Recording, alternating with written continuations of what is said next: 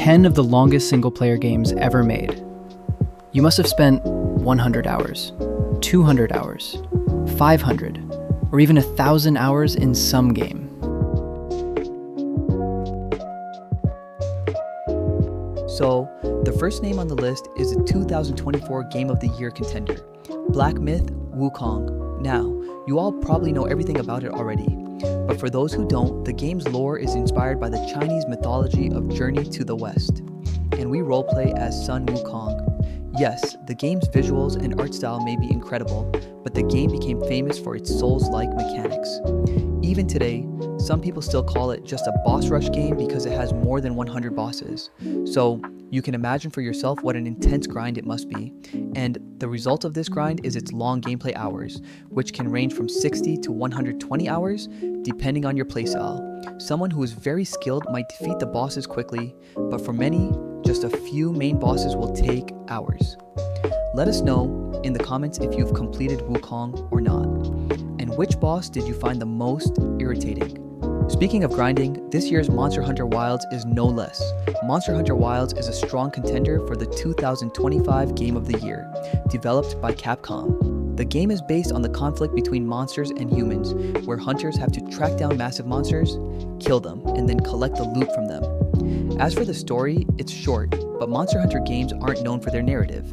Instead, their real fun lies in exploration, grinding, and co-op completion with friends, and completing that entire experience takes at least 120 hours. New monsters, locations, weapons, playing with a new strategy every time is the core of the game. Then comes Stalker 2, a game that gives you a taste of actual survival and realism. People call Death Stranding a walking simulator for no reason, whereas Stalker 2 has crossed even that level. The game is based around the Chernobyl zone, where you'll find radiation, mutants, and hostile factions. The story follows a stalker named Skeef, who is searching for artifacts in this radiation-filled environment.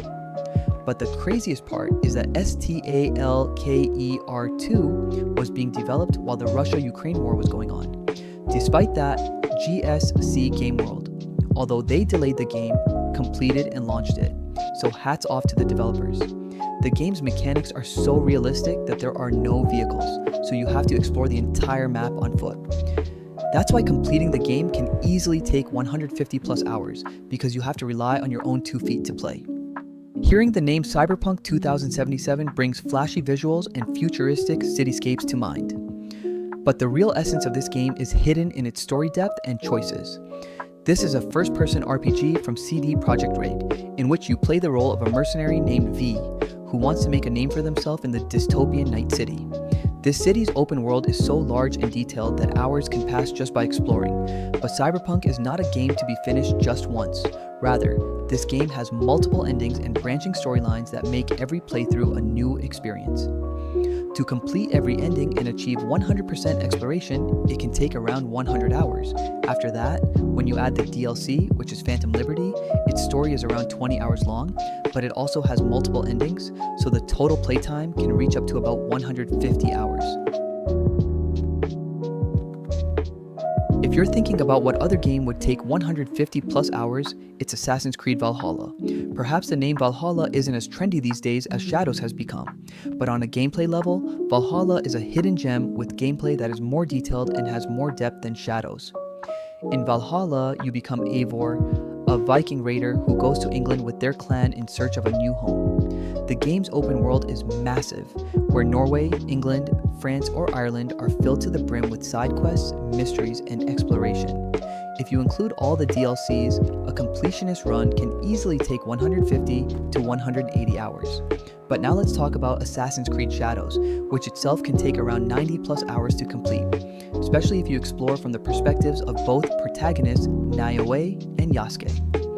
And after its upcoming DLC, it's possible that the total playtime of Shadows could exceed even that of Valhalla. If you thought Skyrim was long, you should definitely play Kingdom Come: Deliverance once. This open-world RPG is known for its hyper-realistic gameplay. The combat system is completely different from fast-paced button mashing. Every fight demands strategic planning, Sword fights are based on real-life physics, where every strike and block matters. Fast travel only unlocks after you've already explored a place. Otherwise, every mission and every location has to be covered manually. And now, the launch of Kingdom Come. Deliverance 2 has also caught everyone's attention.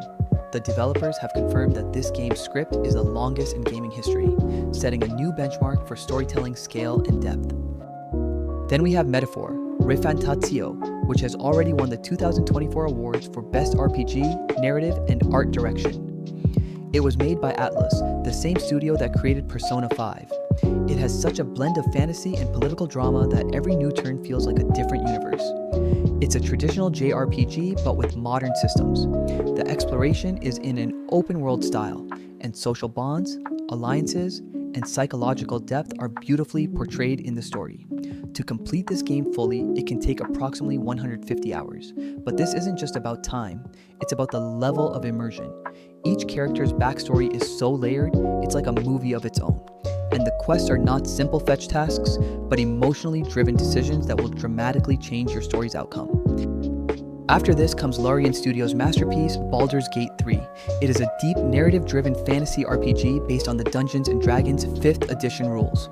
The game gives you full freedom to create your character, assemble your party, and write your own unique journey through every decision.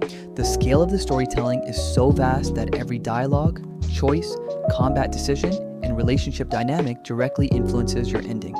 If you want to explore every layer of this game, like deep character relationships, hidden secrets, side quests, and alternate endings, then taking 150 to 200 hours is completely normal. And interestingly, along with KCD 2, the script of Baldur's Gate 3 is also considered one of the longest in gaming history. Elden Ring is one of the biggest names on the list, created by From Software. This game changed the very definition of open-world RPGs since its release. Now, its massive expansion, Shadow of the Erdtree, has also been launched, which takes the scale and depth of the original game to the next level. Together, they create a unique experience that has everything: combat, exploration, and storytelling. The world is so vast and detailed that you find something new everywhere. Every boss fight is a puzzle, and Shadow of the Erdtree comes with even tougher and more mysterious content. If you want to explore the full map, find hidden bosses, and understand the lore, this journey can easily cross 200 hours. In every region, every dungeon, every corner, you'll find something new. Whether it's a hidden boss, a cryptic NPC questline, or a subtle lore clue, every boss fight is like a puzzle that feels impossible without timing, patience, and strategy. Now we come to Death Stranding, whose sequel was already released on June 24th. When the original Death Stranding came out in 2019, it took players an average of 110 plus hours to complete, especially if you explored every side mission and hidden detail. Even now, everyone believes that the scale of Death Stranding 2 could be double that of the original game and the director's cut combined, in terms of storyline, world building, and gameplay length. Meanwhile, there wasn't a huge difference in playing hours in the Death Stranding director's cut, but there certainly was in the content. It added new weapons, a new vehicle, upgraded traversal mechanics, new delivery methods, and a completely new story mission, which made the overall experience much more refreshing. Nintendo's most iconic title, The Legend of Zelda: Tears of the Kingdom, is an open-world adventure game. This game is a direct sequel to The Legend of Zelda: Breath of the Wild, but its scope is many times larger. Nintendo didn't just add new mechanics, they expanded the entire world of Hyrule into vertical layers, from sky islands to underground depths. The level of gameplay freedom is so high that you can create your own ways to solve puzzles, thanks to new abilities like Ultra Hand and Fuse. The story is also deeply emotional, where the bond between Link and Zelda and the fate of Hyrule unfolds on an epic scale. If you play with all the side quests, hidden shrines, secret caves, and full exploration, it could take some players 200 plus hours. By the way, the previous installment, The Legend of Zelda: Breath of the Wild, was also quite long, and a clone was even based on it. Yes, its name is Genshin Impact, and that's why everyone thought at the time that it would be a flop. But the opposite happened. 10 such games that were expected to fail but shocked everyone. To know more about them, watch the video appearing on your screen.